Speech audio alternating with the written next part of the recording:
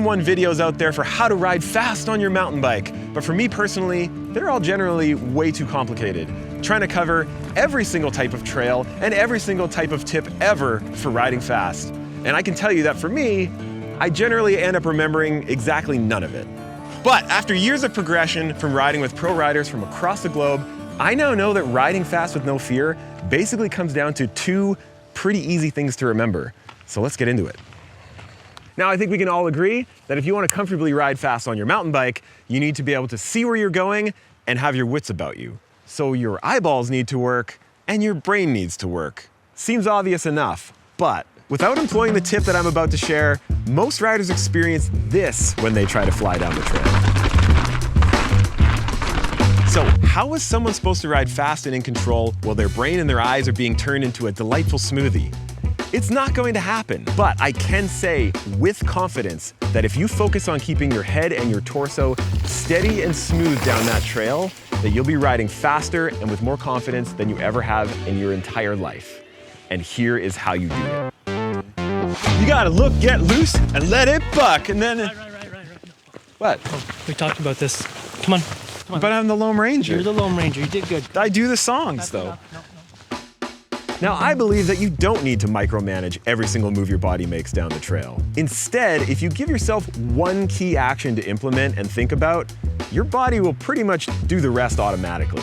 And in this case, that one action is to let it buck. Allow your bike and your arms and your legs to essentially fly all over the place so that you can keep your head and your torso as still and as calm as possible down the trail. And this technique is employed by World Cup downhill racers and World Cup enduro racers across the globe. It works. But if you're anything like me, and I know I am, I don't do things just because somebody tells me to do it. I need to know the why behind the action. So here it is. Your bike isn't designed for how you've been riding it. What? So as you know on the Loam Ranger channel, anytime we promote a product, it actually has to be something that we think is really, really cool. This one might take the cake. So Scuvvers makes a super high quality seat cover that folds up out of the way and sits behind your headrest when you're not using it, but right at the moment when you do need it, it unfurls and completely protects your seat when you're all filthy and muddy from a ride. And once you get home, you just tear off the dirty Scuvvers, spray it down with your bike, and back in your car it goes. And Scuvvers has also worked super hard at making sure this is a sustainable product, and in fact, anytime you buy a Scuvvers, you're saving 35 bottles from going to a landfill. Scuvvers is just about to launch their Kickstarter campaign when this video comes out, so make sure you go and click the link in the description or in the pinned comment to go and sign up to be notified when that goes live. Everybody who signs up early will get special discounts on them, so make sure you go and check that out. So let's take your average burly enduro bike with, let's say, 160 millimeters of travel on the back end. Marketing would tell you that that bike's gonna soak up everything down the trail. It'll be a magic carpet ride. But this is a sometimes dangerous and often painful misconception. So you've got your 160 millimeters, you're riding down the trail, but here's the thing, you have to minus off about 30% for sag, and then you have to take about 10% off for that last 10% of your travel, which you're generally never gonna use other than for kind of life or death situations. So if you take off that 10%, you're left with, just a little over 3 inches. And if you have a trail bike, it's even less than that. So after all that, you really only have about this much suspension travel to work with. Yep, that rock's too big. Yep, all these roots, too big. Oh yeah, this rock, way too big. Yeah, no, not even close. So as you can see, even the squishiest of full suspension mountain bikes are only actually designed to soak up just tiny little things on the trail. And anything bigger than about that is up to you, the rider, to take care of. So what I'm saying with all of this is that don't think of your fancy full suspension bike as having any suspension at all. Only think of your arms and legs as the true useful suspension in the whole system. It is purely 100% the job of your arms and legs to keep your head and your torso flowing smoothly down the trail, which means they have to be active, and a lot more active than you think. If you focus on letting it buck, you'll stop fighting against the trail. You'll naturally start pumping sections of trail that will give you more free speed, and it will be much, much easier on your body. Let it buck. Just let it buck. Got it? Good. Okay, here is tip number 2, which is just as important as tip number 1 for riding fast and with less fear than ever before. You've got to abruptly, brutally, violently attack your brakes. So what I've learned over the years is that it's nearly impossible to be on your brakes while properly soaking up the terrain in front of you. If you're riding your brakes, it stiffens everything up. It eats into what little front suspension you had to work with in the first place. And what's worse, it puts more weight on your hands, transferring all the bumps from the trail up your hands and arms and into your torso. And all of a sudden, your head is doing this again.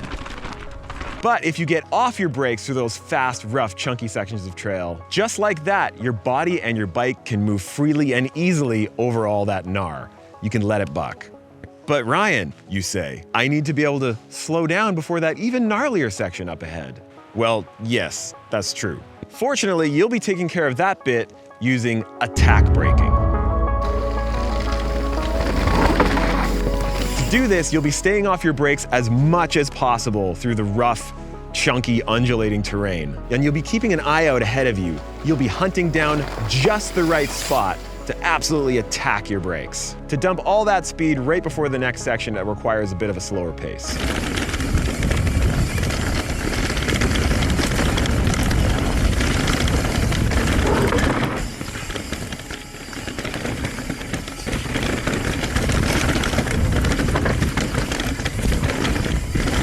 And all you're doing is hunting for a short little section or moment of trail that's less rough than what you've been riding, and preferably kind of in a straight line.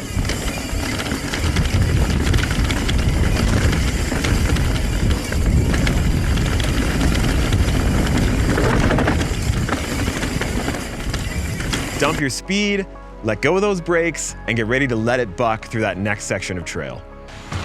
And this technique has been super helpful for me. I know I'm not the fastest rider in the world, but when I'm on my local trails where I know my braking zones, I can keep up with the best of them just by knowing where to attack my brakes and letting my bike buck over the rough stuff. It's kind of changed my riding forever. Not only am I riding faster than ever, with more confidence, but my whole body feels so much better at the end of the day, now that I'm not fighting against my bike and the trail. So what do you think about all this? If you wind up out on the trail trying this out, come back to the comments and let me know how it goes for you. Another huge shout out to Scuvvers for sponsoring this video. Make sure you check out the link in the description and in the pinned comment below. And if you want to see some other how-to videos from us, you can check out that one right there, or that one right there.